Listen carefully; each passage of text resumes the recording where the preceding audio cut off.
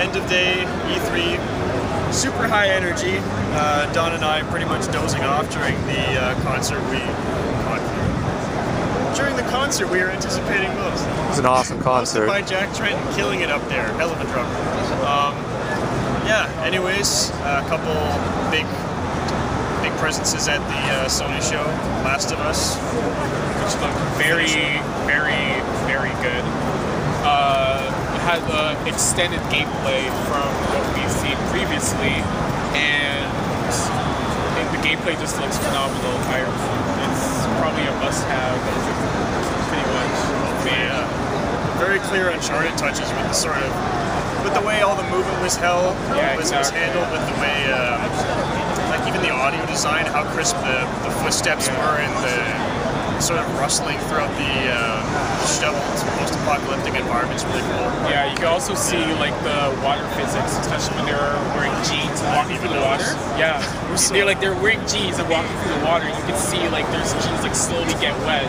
You can hear like it dripping when they come out of the water. So I guess Naughty Dog's done that before in previous Uncharted games. So I guess it's only natural that they bring it into this one as well. Yeah. For the people who are unfamiliar with it, post-apocalyptic game by the studio that did Uncharted, just about a man and a girl. They don't really say too much about the past of either. Just sort of making their way through a world where there's almost like these fungal plant zombies. Yeah, I don't know what the hell they are. Yeah. Then PlayStation All-Stars, the sort of what's been referred to as the Sony answer to Smash Brothers, even though it plays a little bit different than how you knock people out. Still sort of unclear as to how you knock people out in that game. Yeah, I'm not even too sure. Yeah. It was going a little bit too fast. I couldn't really keep up. Like the only things that actually stood out was Sweet Tooth putting on this huge metal jacket, just shooting everyone, or the Fat Princess cake, please, jumping onto a chicken and just demolishing everyone on the screen. I played Fat Princess, but maybe I was missing that. I never saw a chicken. I never saw a chicken either, which is really weird. But if you're the MVP, but you're on the losing team, you turn into a real big chicken. If you get the most points. If that's right. That's right. So I guess, that's a very interesting power. And then character reveals Drake from Uncharted. And the Big Daddy. And Big Daddy. BioShock, which is probably going to be, if I buy this game, it's going to be the only character that I play. You're buying that game. Yeah, they had you buy the short hairs for that one, even with our BioShock fandom. But what it might mean is that, like people were probably positing before with the inclusion of Snake in a game where he's already been in a sort of non-Sony fighting game with Smash Bros. That sort of opens it up possibly for them to get some other third-party and even second-party developer heroes in there. What else? I don't know. I mean, like, this conference was pretty out there. I mean, showing the God of War, the new God of War game for the PS3, that looked really interesting. Yeah. I'm just trying to figure out what kind of time frame that game would be in, because 2013 probably. No, I mean like after it's supposed to be a prequel or something. It's a prequel. Yeah. Well, I'm interested in seeing like the whole time element thing, how he could how where he was on like the docks or whatever. Yeah. And it got like crushed, and then just held up his fist, and then it automatically became like it's regenerated. So there's obviously some kind of time feature. Yeah. Kratos is using that we're probably not aware of at the moment. It could tie into it being a prequel when he was still fully in the God's service. Perhaps they would give him extra powers. Yeah. It would be interesting to see where that comes from. Where it's gonna go. Yeah. Video game magic, I guess. And then also some minor PlayStation Plus announcements. They're going to be bringing a whole bunch of. I can't remember the number they were toting for the amount of games by the end of this year. Don. 200. 200 PSN games to be released. Okay. And PS1 games are coming to PlayStation Vita.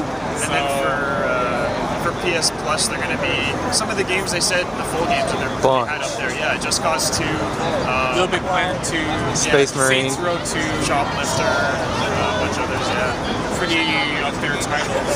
And they said they're going to be switching them in and out, so there's always going to be a fresh, full game for people to just download. Yeah. Especially for free. It's been worth it so far, but yeah, I guess maybe this will push some people onto the PlayStation Plus. Definitely. So to speak. Oh yeah, and then they announced a bunch of new consoles for, well, new colors, new bundles for consoles, new, what do they call it, the Crystal Vita? Yeah. Crystal white, I think. Yeah, basically just like a white palette with some see-through parts on it. They were bundling that with the Assassin's Creed game, I believe it was. Assassin's Creed 3 for the Vita, which Liberty, or Liberation. Same with Assassin's Creed 3 for PlayStation 3. They're bundling that in there as well.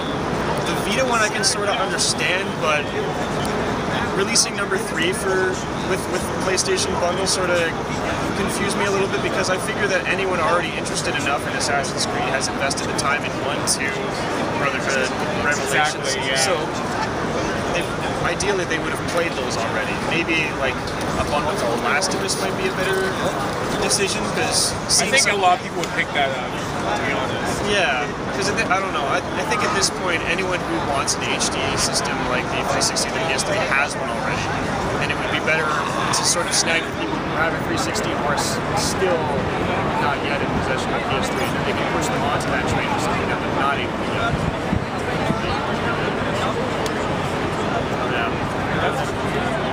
Quantic Dreams game. Oh, right off the bat. Beyond. Which might create some.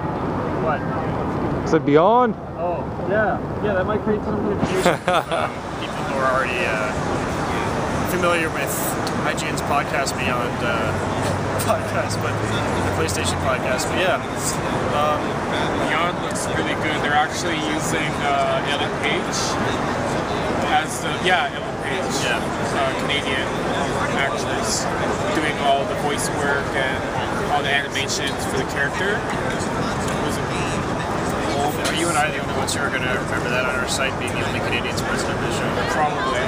That's fine. I'm totally fine with that. Yeah. But yeah, like that game looks really incredible. I mean, supernatural. Like they're like Quantic Dream's previous games, like Heavy Rain and Indigo Prophecy. Those games were amazing with their storytelling. So with Beyond, I think I'm gonna pretty much pick up first day, regardless. I totally trust Quantic Dream.